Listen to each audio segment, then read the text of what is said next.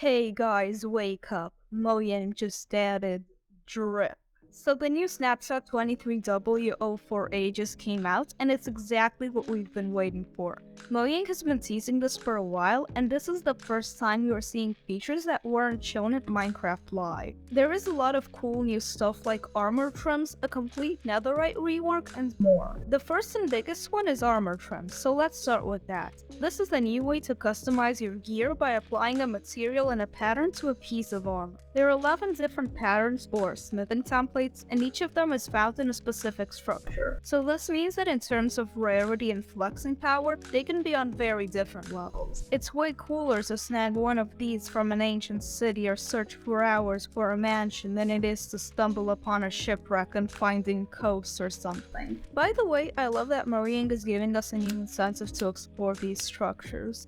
The patterns are also related to the locations you find them in. For example, an eye for the stronghold or an evoker pattern for the mansion. So that's cool and all, but how do you turn this into this? You need three things: a smithing template, any piece of armor, as long as it's not leather, and one of these materials. Now, using the new smithing table UI, bam with the bam, we have a piece of trimmed armor. This gives us over 2,000 different armor combos. Some fun facts: turtle shells work just like regular helmets. If you aren't happy with how a trim turns out, you can always change it. However, you can't put gold on gold or netherite on netherite or anything like that, but this may change in the final release. Also, these are cosmetic only. If you want to tell everyone how rich you are and do something like this, be my guest, but you're not getting that netherite back. I applaud your aesthetic over functionality mindset though, and if you're worried about the enchantment glint ruining your look, worry not, it has been significantly reduced in the snapshot. Here's a side-by-side comparison of diamond armor. Now you might have noticed that you need a smithing template to use the smithing table. So how do you upgrade from diamond to netherite? Well, there is a brand new item for that. Accessing the highest tier of tools and weapons just got a whole lot harder. The system works as before, but you need to find an upgrade template, which only generates in bastion remnants. You're guaranteed 2 per treasure room and might find a couple more in the other chests if you get lucky.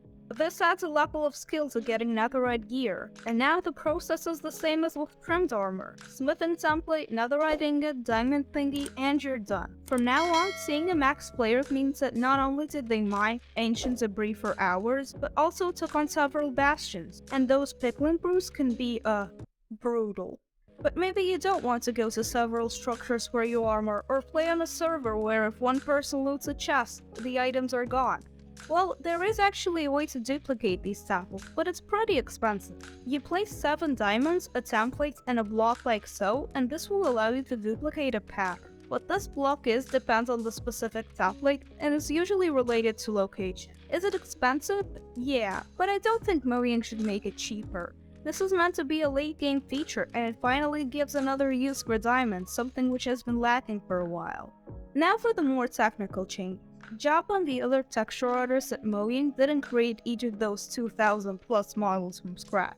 Instead, they made a funky system which automates part of the process and will allow resource pack makers to create custom armor more easily. Most of you watching probably won't use this, but Minecraft has remained popular for so long partially because of fan-made content, so it's great that they're making this feature more accessible. For those of you that do want to learn more, this is called Pelleted Permutations, and I'd suggest checking out the changelog, which will be links in the description. Overall, I'd say these are all great features that kill a bunch of birds with one stone. Diamonds finally have a new purpose. Mojang proved that they really do care about the self-expression theme. There is a great incentive to explore every structure, new and old, and each gets its own unique loot. Crafting netherite gear now feels much more special, and it's easier for mod devs to make cool armor-related stuff. This is finally making me feel excited for the 1.20 update, and I can't wait to see what else Mojang has planned. If you enjoyed or found this video helpful, consider liking and subscribing. I'm almost at 200 subs and would really appreciate it if you help me reach that goal. Goodbye.